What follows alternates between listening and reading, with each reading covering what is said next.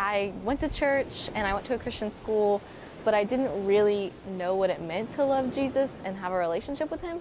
And on vacation, I had a really rough time about 4 years ago and just felt completely alone, like no one cared.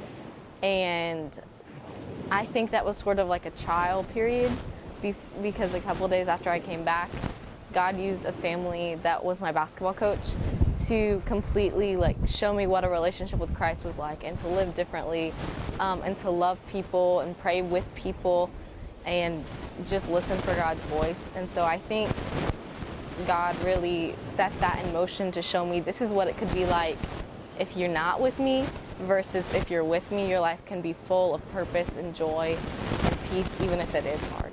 So something that really pushed me forward was seeing my grandma get really sick and go into cardiac arrest, and also being able to see my aunt do CPR and keep her alive until the medics got there.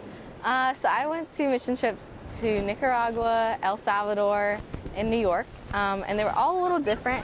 When I went to Nicaragua, I was able to go 4 times with my high school, and we would help with certain projects with kids with disabilities. That was a physical therapy center, or bringing food to really poor families who really didn't have a lot, or handing out soaps and baby clothes kits in hospitals.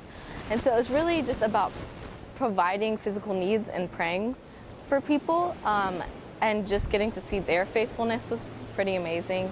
I think in El Salvador it was a little different. We went into schools throughout the area and put on skits of Bible stories and songs and crafts, just showing the kids that we love Jesus and like we had a relationship with them and how they could too.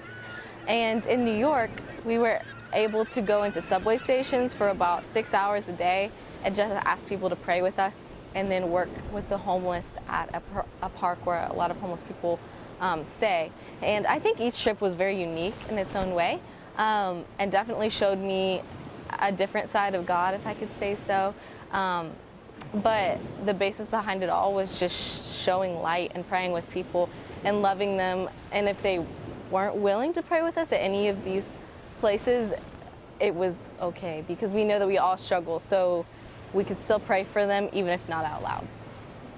In 5 years, I'm hoping I'm married and just working at a job and being able to lead high schoolers or middle schoolers or people that were like me, and make an impact just as a lot of people did for me. So.